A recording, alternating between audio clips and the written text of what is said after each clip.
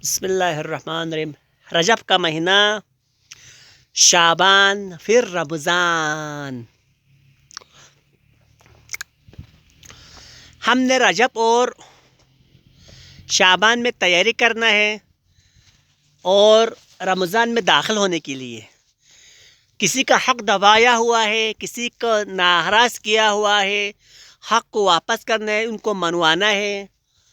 ان 2 مہینوں میں ہم نے تیاری کرنا ہے، اپنے گناہوں سے اللہ تعالیٰ سے مغفرت کی دعا مانگنا ہے۔ رجب میں اعمال ہے، شعبان میں اعمال ہے، یہ اعمال کر کے ہم نے تیاری کرنا ہے۔ اس 2 مہینے میں خوب اعمال کرنا ہے، نمازیں پڑھنی ہیں، دعائیں کرنی ہیں، ایک دوسرے کا حق ادا کرنا ہے۔ پھر ہمیں رمضان میں جا کر روزہ بیٹھنے کا مزہ ہے، پھر مزہ ہے۔ بس آپ کو حقیقی روزہ دار ہونے کا آپ کو حق ہے۔ کسی کا حق دبایا ہو تو نکال کے دے دے۔ بھائی اگر کسی بہن کی حق دبا کر رکھا ہوا تو دے دے۔ بڑا بھائی چھوٹوں بھائی پر ظلم کیا ہوا ہے تو دے دے۔ یا کوئی ہمسایہ ایک دوسرے کے اگر کٹے ہوئے تو صلح کرے۔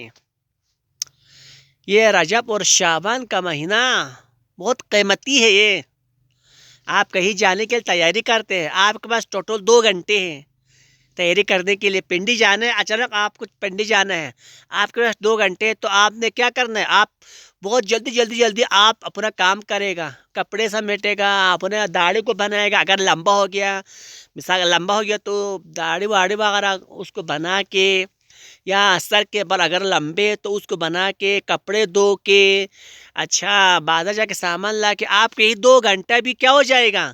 کم پڑے گا، کم۔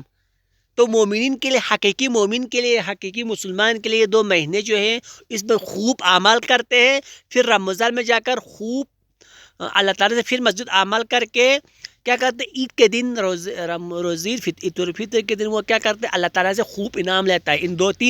ان 3 مہینوں میں اعمال کر کے اللہ تعالیٰ کے سے نزدیک ہوتا جاتا ہے وہ۔